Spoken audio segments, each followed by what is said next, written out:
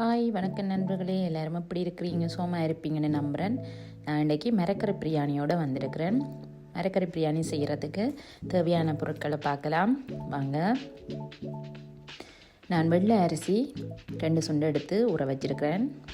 தயிர் எடுத்துருக்கிறேன், நெய் எடுத்துருக்கிறேன், தக்காளி பழம், தாளிக்கிறதுக்கு தேவையான பொருட்கள் எடுத்துருக்கிறேன். வெங்காயம், பச்சை மிளகாய், உள்ளி, அதோட கருவேப்பிலை வாசத்துக்கு எடுத்துருக்கிறேன். உருளைக்கிழங்கும் பட்டாணியும் எடுத்துருக்கேன். உள்ளி மிளகு சீரகம் அடித்து வச்சுருக்கிறேன். உப்பு தேவையான அளவு, தூள், மஞ்சத்தூள். முதல்ல சட்டியை சூடாக்குவோம். நான் நெய் தான் போட்டிருக்கிறேன்.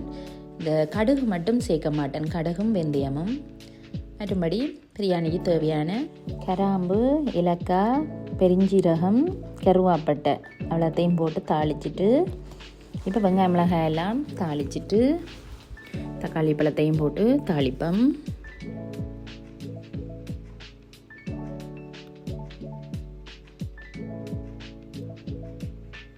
இப்போ இந்த நல்லா தாளித்து வந்துட்டுது.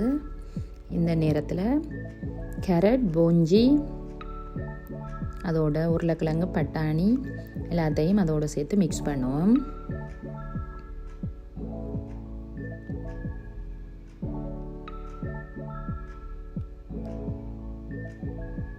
இப்போ அதோட தேவையான அளவு தயிர் விடுறேன். நான் 3 கரண்டி தயிர் விடுறேன்.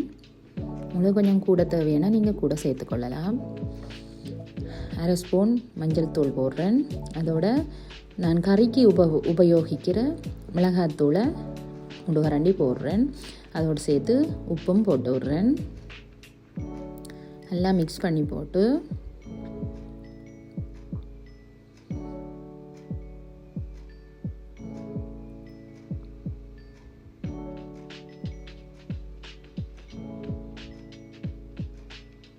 இந்த டம்ளரால் 2 சுண்டு அரிசி எடுத்துனான். அதால் 3.5 டம்ளர் தண்ணி விட போகிறேன்.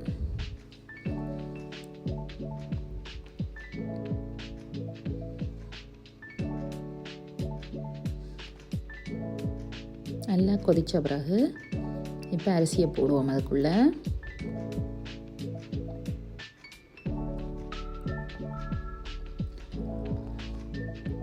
நல்லா கொதி வந்த பிறகு இப்போ அந்த உள்ளி மிளகு சீரகமும் அதுக்குள்ளே போட்டுறேன். இப்போ 2 விசில் வைக்க போகிறேன்.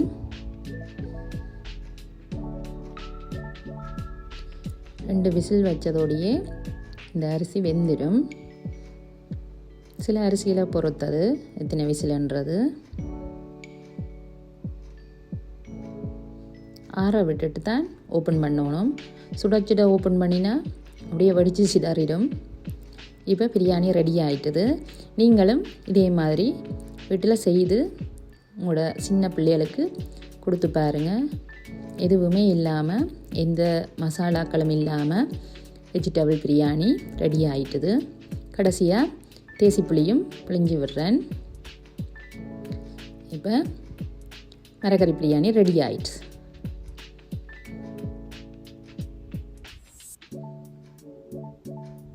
நீங்களும் இதே மாதிரி செய்து பாருங்கள். நன்றி.